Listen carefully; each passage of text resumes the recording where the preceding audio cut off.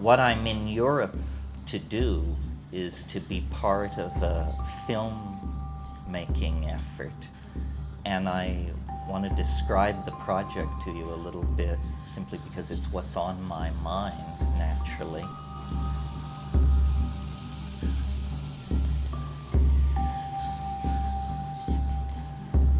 It's not a film about rave culture, it's not a film about Albert Hoffman, it's not a film about body piercing or any of these things that great films need to be done about and have been done about.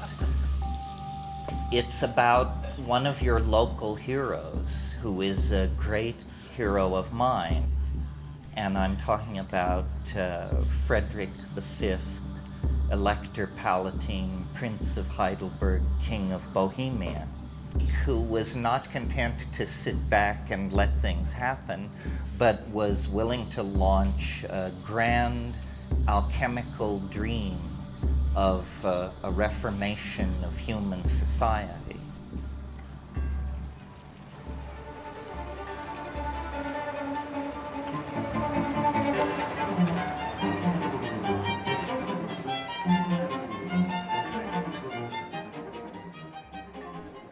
Okay, this is a prophecy in the Hermetic literature.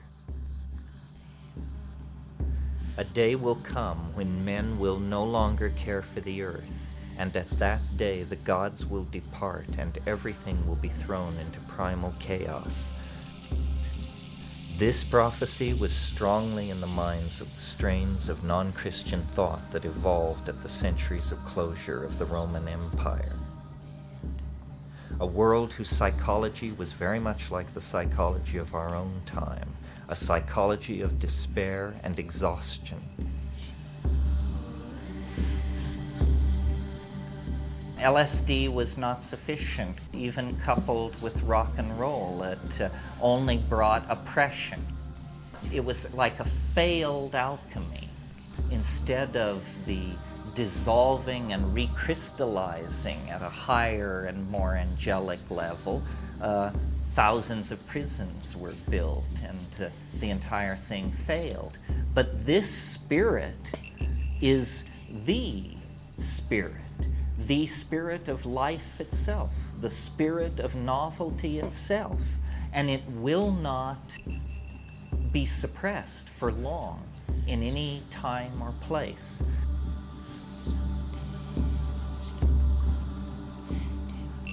So now again, it comes. It's a spirit of dissent that says we will not serve the values of materialism, the values of the ego, and the values that separate and break down the community.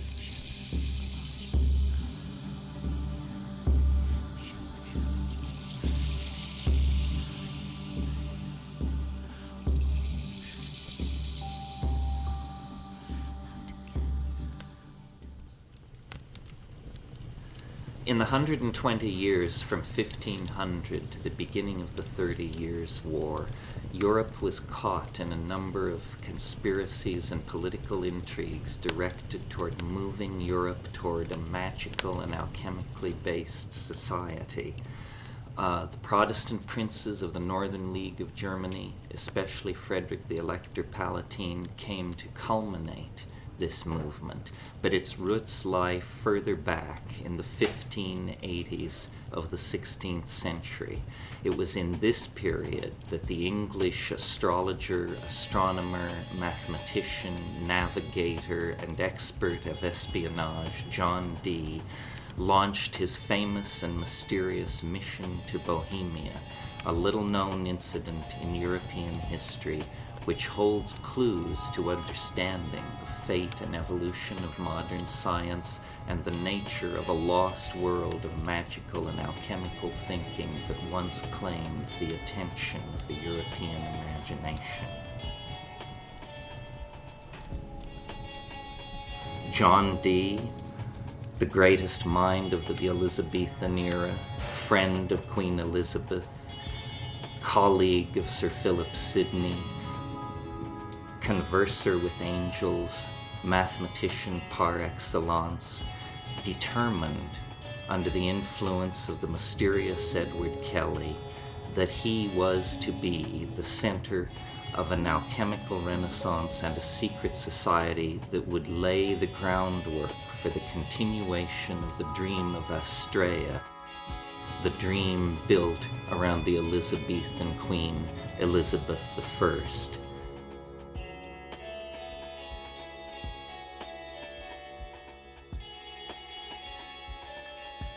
He associated himself intensely with the Arthurian mythical and mystical side of the Elizabethan idea of British Empire.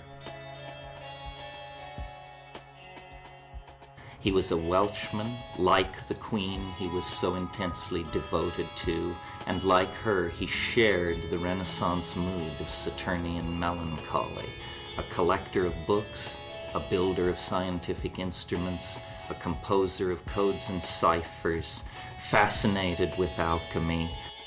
Dee was both the figure of the introspective melancholic and the world-planning, empire-building political visionary. Dee was under the patronage of the Earl of Northumberland, and it was Northumberland who looted the Catholic monasteries at the time of Henry VIII. We have reason to believe that John Dee had virtual carte blanche in selecting manuscripts from those libraries that interested him.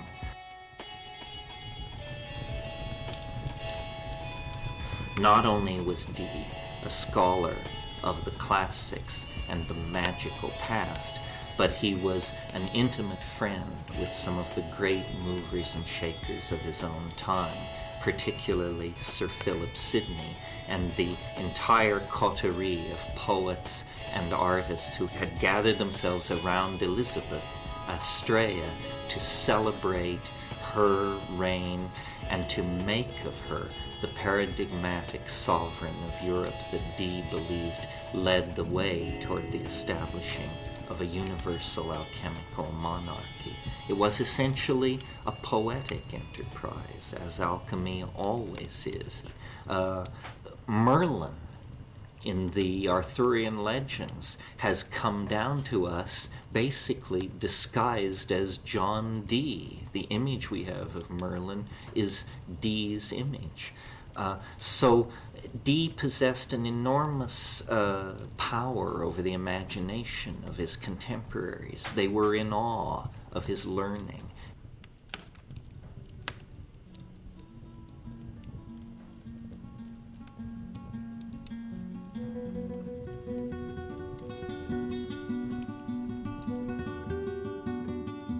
Or let my lamp at midnight hour be seen in some high lonely tower, where I may oft outwatch the bear with thrice great Hermes, or unsphere the spirit of Plato to unfold what worlds or what vast regions hold.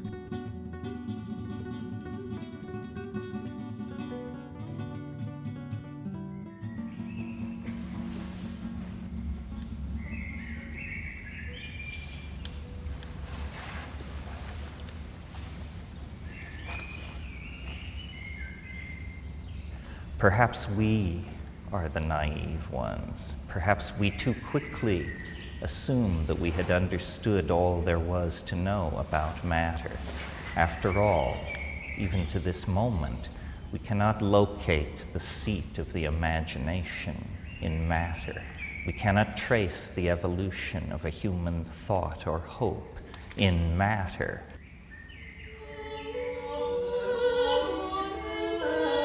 It's almost as though the alchemists, through their humility, had a deeper insight into the workings of the world than we have achieved today.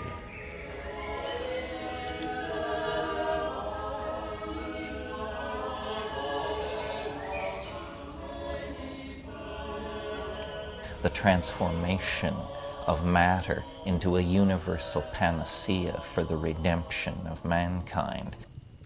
This was Dee's great passion. This was the overarching theme of his life, a deep, deep commitment to the reformation of society, and a deep, deep exhaustion and rejection of the values of Christendom that he saw betrayed all about him. And then by distillation, and then by coagulation, and then by concentration through firing, the alchemical body is brought to completion. These are processes that go on both within the chemical retort, the alembic, in the alchemist's laboratory, and they are processes which go on in the heart and mind of the alchemist.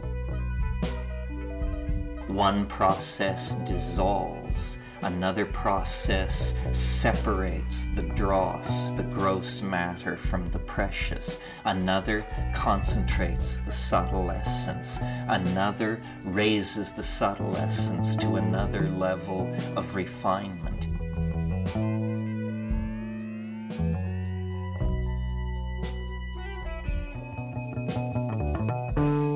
And over time, the great friend of the alchemist, this process of rarefaction and growth, both metallic and psychological, both internal and external, both personal and impersonal, proceeds and feeds upon itself, and eventually, not through any logic discernible to the scientific mind, there is a kind of miracle, the production of the stone, the union of spirit and matter, the fusion of these two contradictory aspects of the universe into a new and third thing, the quintessence, the rubedo, the lapis philosophorum, the aqua vitae, the nostre lapis philosophorum de vici.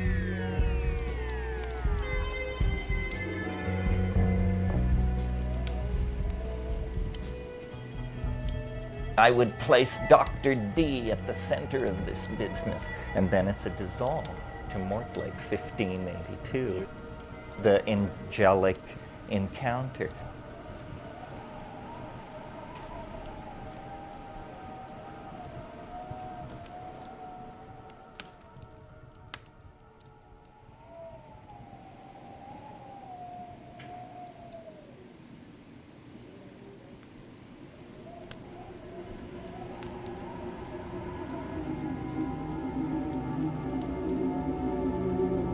All you that fain philosophers would be, and night and day in Gelber's kitchen broil, wasting the chips of ancient Hermes' tree, weaning to turn them to a precious oil, the more you work, the more you lose and spoil.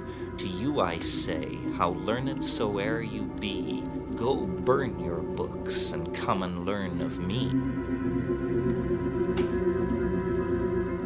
He was unusually susceptible to the claims of Edward Kelly, who came to Dee with two bona fides, a mysterious book written in hieroglyphics and a red powder which he claimed to be a partially completed approach to the alchemical elixir.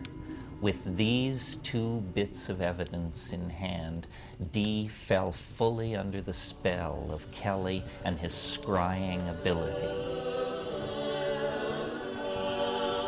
And communing with spirits and entities discerned within, he was at last obtaining entrance into the angelic realms he had so long sought.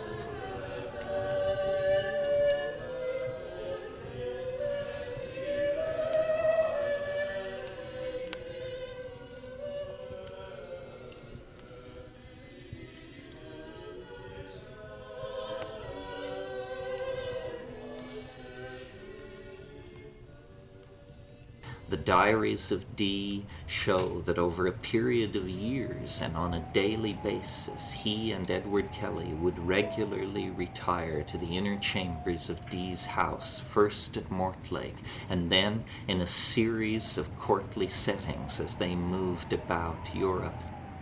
And in these seances, in these settings, a vast cast of angels and voices passed in parade, always egging our protagonists deeper into the Rosicrucian Enlightenment and the political dispensation that they sought.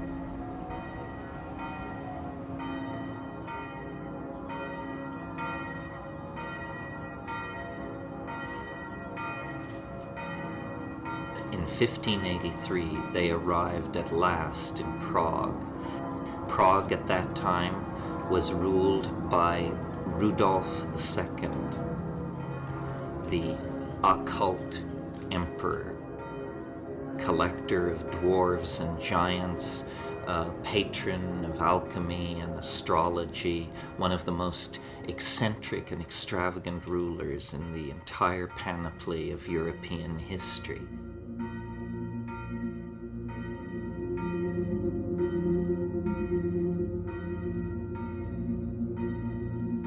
And it was to Rudolf, and it was to the people around Rudolf, and the emperor's private secretary, Count Palatine Michael Meyer, it was to these established and renowned alchemists that Dee brought his plan and drew them forward toward the idea of an alchemical reformation.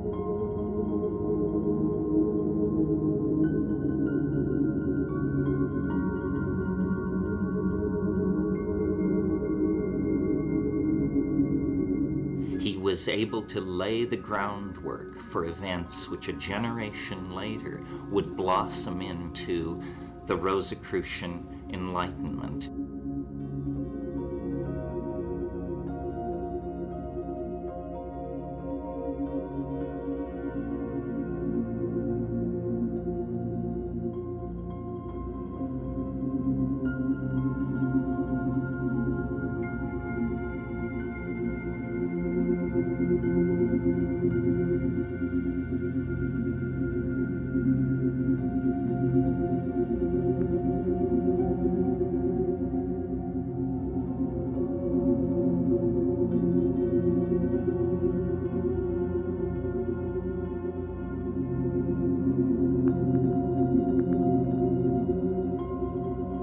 The whole of the cosmos is reflected in the mystery of man and woman, the mystery of the human mind-body interface.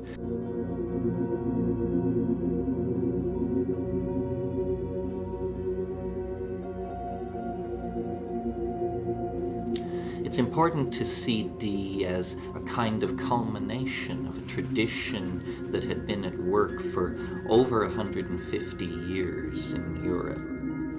The use of astrology, numerology, Hebrew Kabbalah, and the doctrine of signatures to produce a magical theory of nature and man's place in it can be traced to a generation before Dee. People like Henry Cornelius Agrippa von Nettelsheim, who became the prototype for Faust, the Bishop Trithemius, the great developer of codes and ciphers, one of Dee's great passions, the Florentine magician Marcello Ficino, who was the great rediscoverer and promoter of the Hermetic knowledge, and upon which he drew very heavily. But he took their work and added the dimension of the idea of an angelic intercession into politics of the time, essentially in support of the values of the young Queen Elizabeth and her Astrea reign.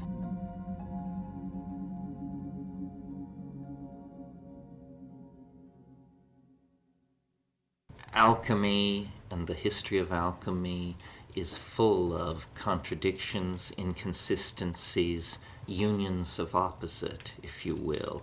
The very year that the Rosicrucian manifestos claimed the attention of the European public, 1608, Dee died in poverty and disappointment in his now half-looted and abandoned home at Mortlake.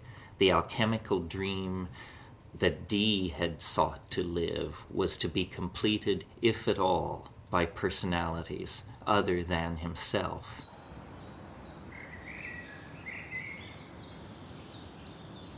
Our revels now ended.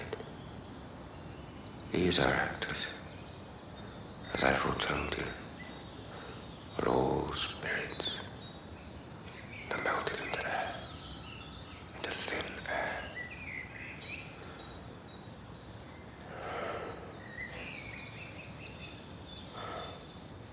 And like the baseless fabric of this vision, the cloud-capped towers, the gorgeous palaces, the solemn temples, great globe itself, yea, all which it inherit, shall dissolve, and like this insubstantial pageant fade, leave not a rack behind. We are such stuff as dreams are made on, and our little life is rounded with a sleep.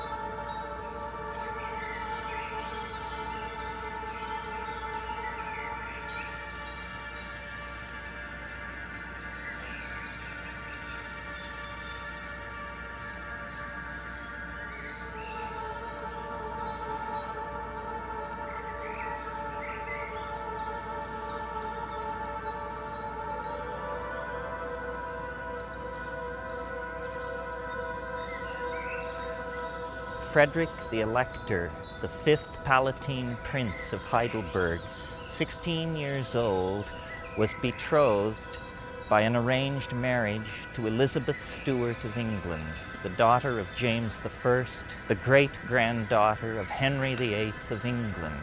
She too was but 16 years old when they were married in one of the most dramatic nuptials that London had ever witnessed.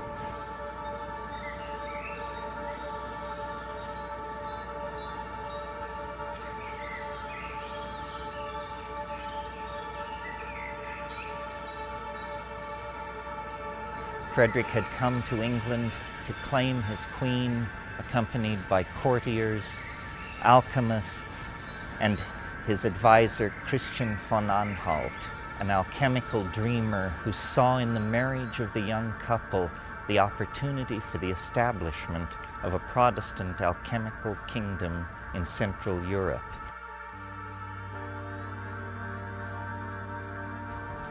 The young couple, lost in love, made their way back to Frederick's beautiful Palatinate in southern Germany, and there they intended to dwell and found a dynasty. But such was not to be.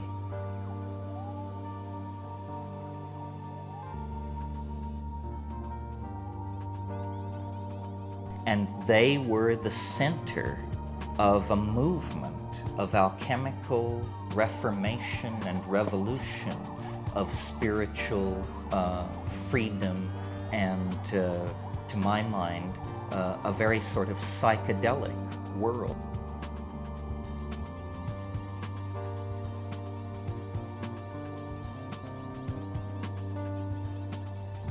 A rarefaction, a good alchemical word, a rarefaction of the human imprint on this planet, a spiritualization of humanity, and a new order of mind folded in to this pair of 16-year-olds.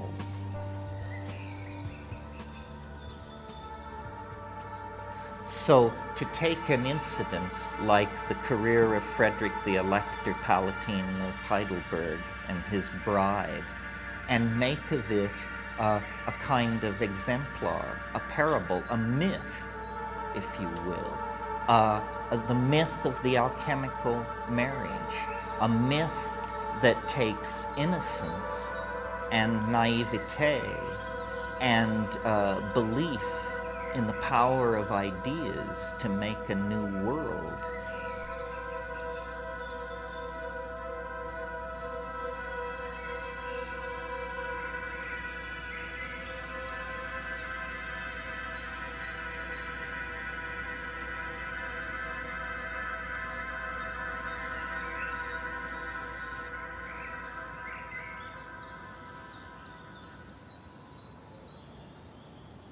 In the decades immediately before the birth of modern science, the exploration of the New World and the flowering of the alchemical imagination confronted European man with a bewildering complexification of nature.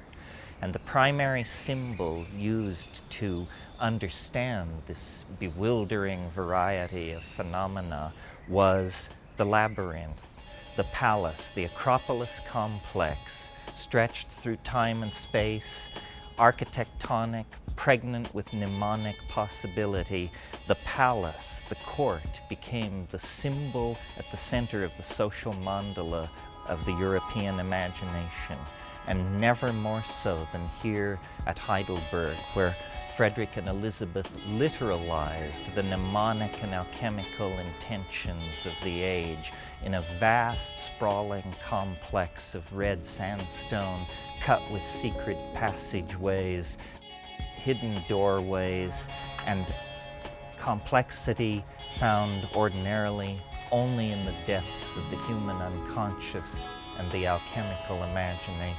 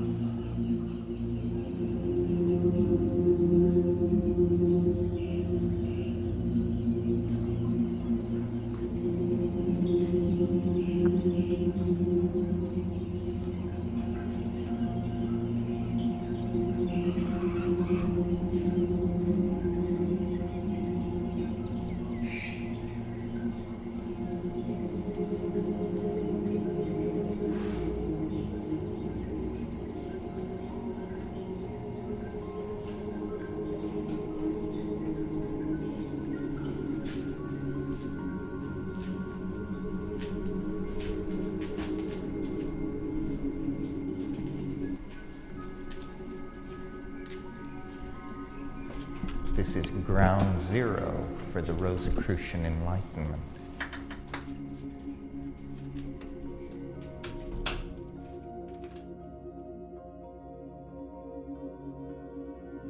Standing here in the alchemical laboratory of the palace in Heidelberg, we are essentially at the center of the alchemical hopes of the Rosicrucian Enlightenment. It was here in the years before the adventure in Bohemia that Frederick's alchemists, astrologers, and soothsayers toiled directly under the king's observation and control.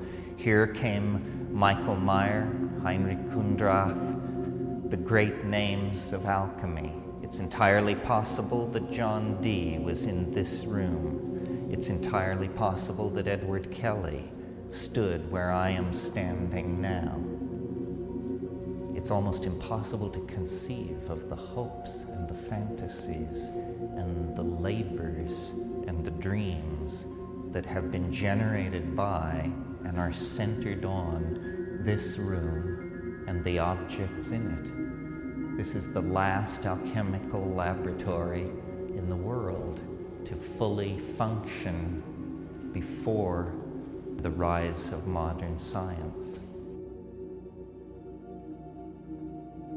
And these tools in many ways reflect the internal cosmology of the men and women who used them. This, for example, a typical alchemical distillery, is called the Pelican. Another example of the colorful nature of alchemical vocabulary. It's called the Pelican because it is associated with the myth of a bird which plucks blood from its own breast.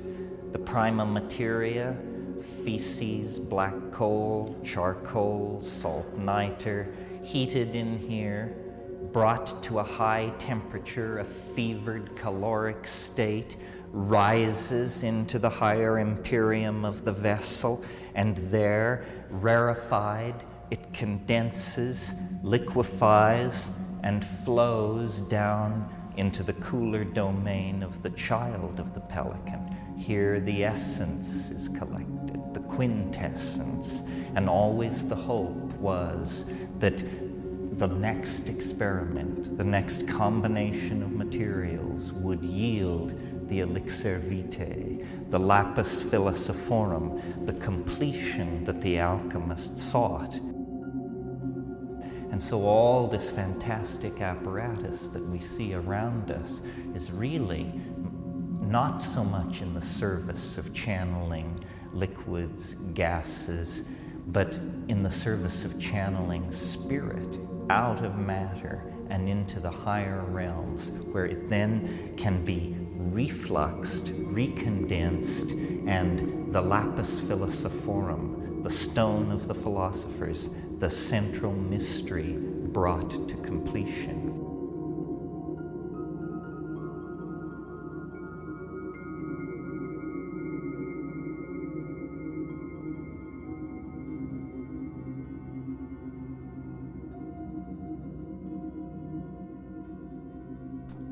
It's the self that we are trying to recover. This is lumina de lumina, the light trapped in matter, the lux natura. This is universal medicine, curing all ills. It is the answer.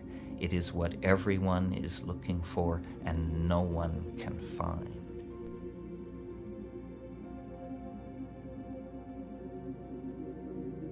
And so the alchemist toiled over the centuries, the torment of the sulfur, the torment of the cinnabar, the search for the triumphant chariot of antinomy, the search for the quintessential essence that represented the union of all the world that the alchemists saw around them.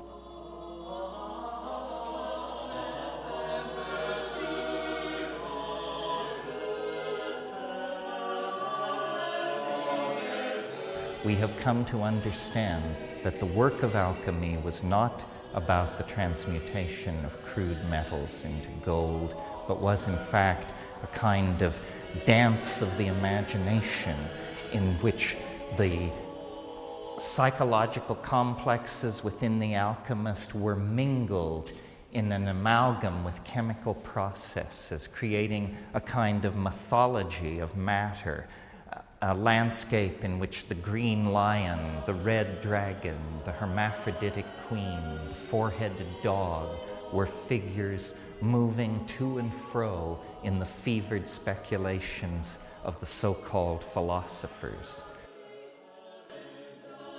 And the belief was that man could work with nature, a full partner with the divine process, and redeem the light fallen into matter, and in so doing, redeem himself.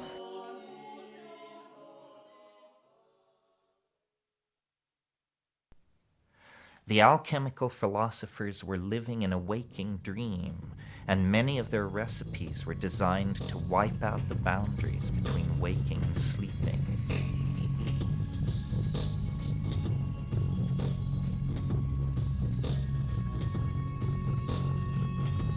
The stages in the great work, beginning in the negredo, the blackening, then the rubedo, the reddening, the citrinitas, the yellowing, the veriditas, the greening, the albedo, the whitening, and finally the purificatio. So at each stage there are substages of dissolutio et coagulatio. It's a melting and a recasting and a purifying of psychic contents.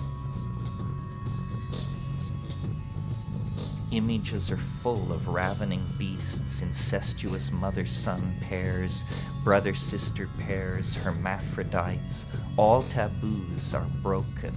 This stuff just boils up from the unconscious, then is sublimed through the stages and is somehow fixed. And this fixing is the culmination of alchemy. If you bring off this trick, then you possess our stone, the philosopher's stone. the lapis, the sophic hydrolith of the wise.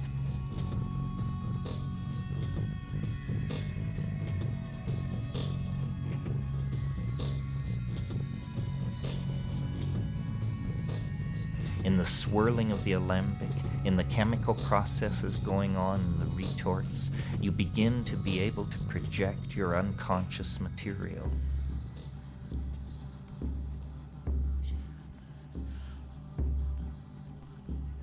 We are never really able, except in the psychedelic state, to transcend the belief in the inner world and the outer world as being somehow separate.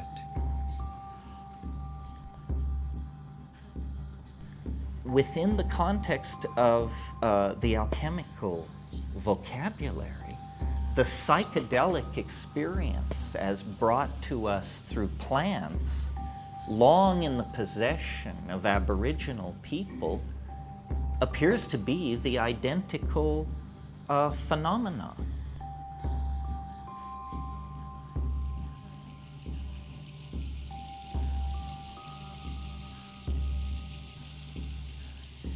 And the plants lift the imprisoning structures of the ego, and the ego flows out into the world.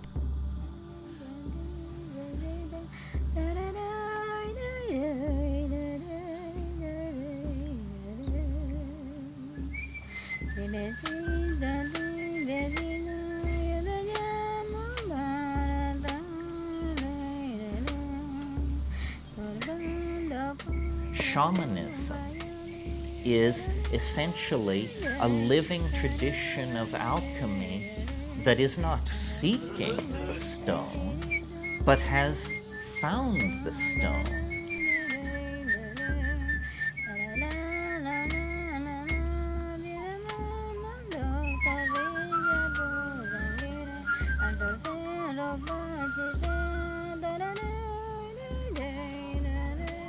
The shamans of the Amazon have attained a sufficient sophistication to explicitly understand that the vessel of alchemical transformation is the body and the head of the experience.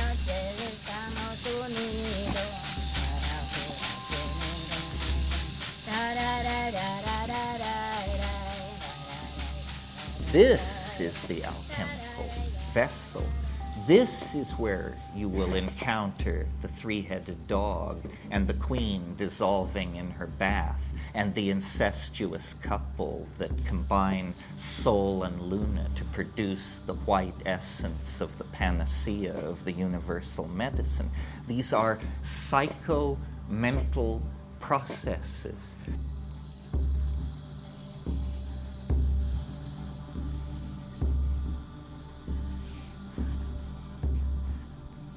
Nature is a great distillery of complexity, alchemical gold, novelty, connection.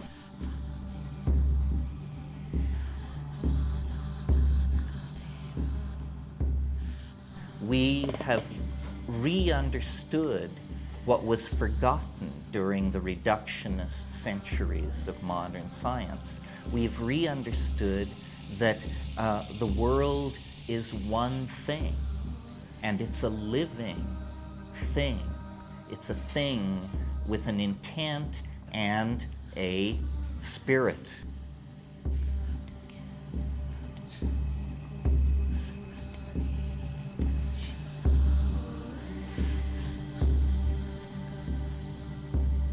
And rational analysis tells us that matter is simply atoms flinging themselves through space, obedient to certain mathematical laws that are invariant.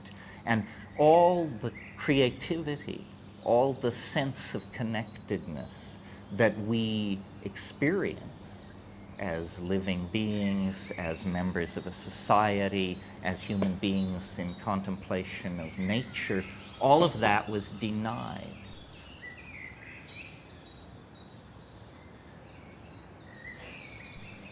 And it reaches its ultimate culmination in a statement made by Jean-Paul Sartre, the French existentialist, who said, "Nature is mute." You understand what I mean? Nature gives no clue, he tells you. Man is alone in the cosmos with his complexes and his obsessions. He confers meaning. I reject this. I think the entire message of the psychedelic experience, which is that nature seeks to communicate. All being is pregnant with language. All reality wants to include the human side of nature in its ongoing intent. One of the most famous of all alchemical axioms is "as above, so below," meaning always that in every small part of reality, there is a tiny reflection of the great overstructure of reality. And in the largest structures are hidden the secrets of the smallest, and vice versa.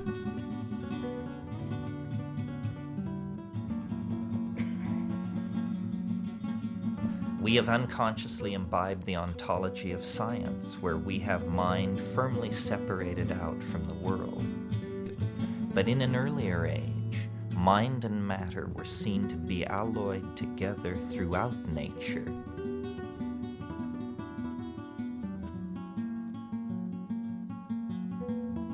And I think it's very interesting that at this very high-tech moment in our adventure, the plants return and almost stand before us as a beacon and a promise. They stand for absolute Tao. They stand for the correct way for life to relate to its environment. If you look around you, the entire global civilization is undergoing some kind of meltdown. The planet itself is now to be seen as a kind of alchemical retort.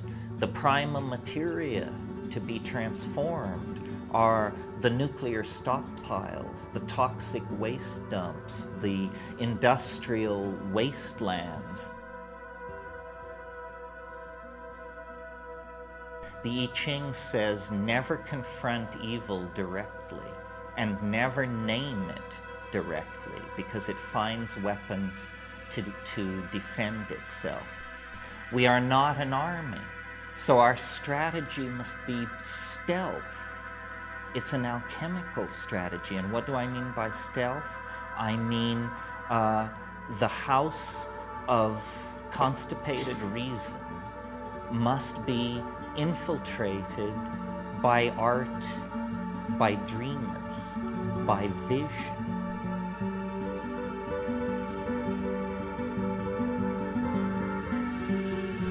Find the others. Find the others, and then you will know what to do.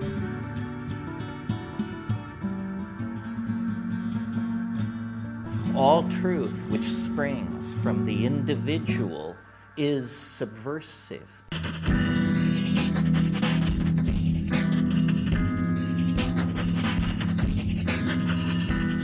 Find the others, and then, using this technology, which was designed to keep track of us, to pick our pockets, and to sell us junk we don't want, use this technology to produce art, massive amounts of subversive art.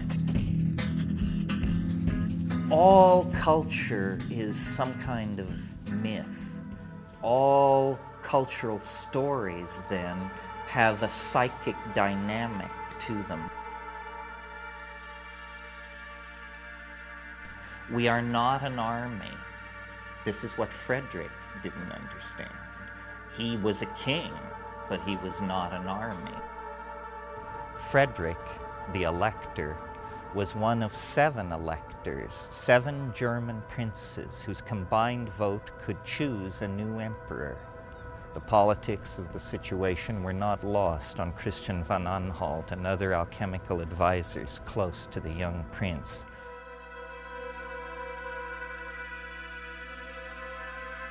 Frederick began to plan beyond the fairy tale world of his Heidelberg Palatinate and dream of himself, the alchemical emperor, returned to the throne of the Kingdom of Bohemia in Prague.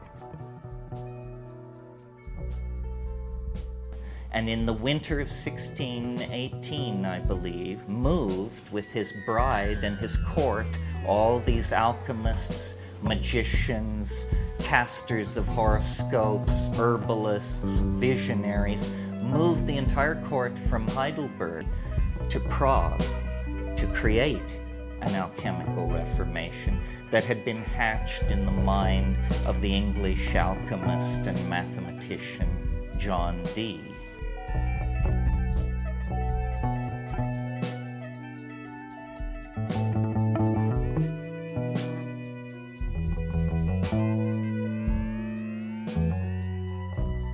Unfortunately, the alchemical dream was not to be. Frederick's advisors had seriously misjudged the situation. James was not supporting an alchemical revolution. He was playing one side against the other, and to the idealists in Prague, such cynicism was unimaginable.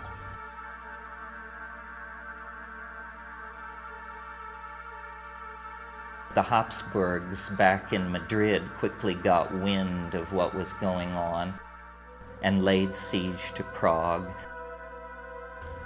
And the story of the alchemical kingdom and the Rosicrucian Enlightenment, for all purposes, ended at an incident called the Battle of White Mountain.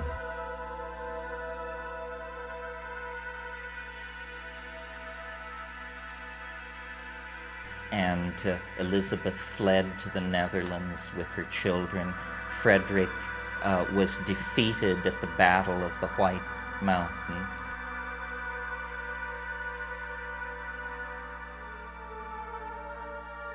And the alchemical dream died.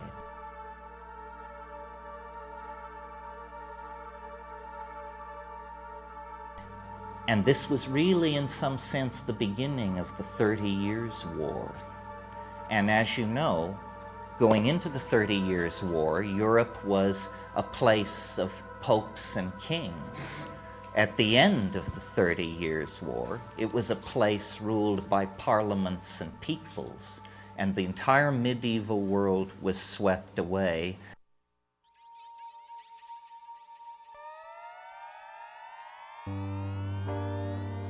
And these angel-dealing, horoscope-casting, alchemy-pursuing visionaries of this Rosicrucian Renaissance became simply objects of historical curiosity.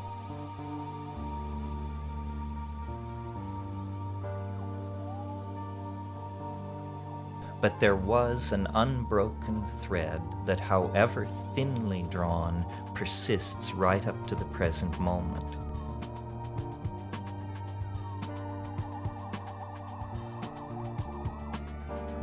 So the idea is to show the way back to the high magic of the late Paleolithic.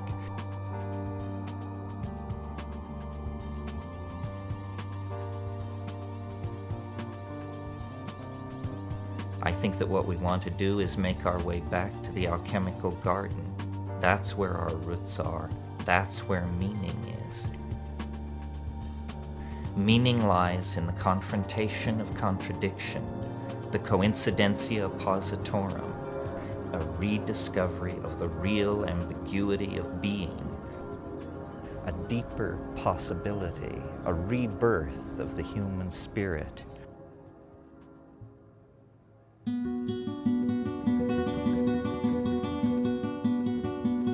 In their way, Frederick and Elizabeth were acting out the dream of Camelot.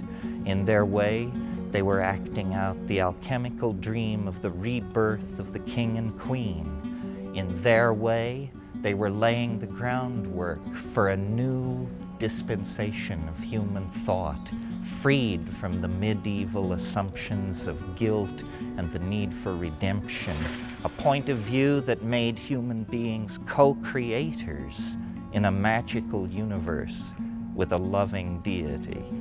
All that passed away with the fall of the Winter King and Queen.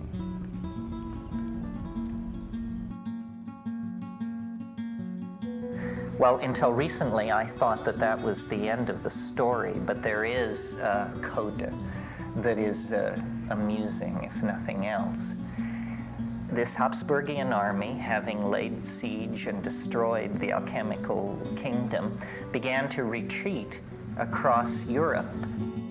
In that Habsburgian army, there was a young soldier of fortune, only 19 years old, still wet behind the ears, happily soldiering and wenching his way around Europe, and his name was René Descartes. On the night of September 16th, Descartes had a dream, and in this dream, an angel appeared to him, and the angel said to Descartes, "The conquest of nature is to be achieved through measure and number." And that revelation lay the basis for modern science. It's the alchemical angel, which will not die. It returns again and again to guide the destinies of nations and peoples toward an unimaginable conclusion.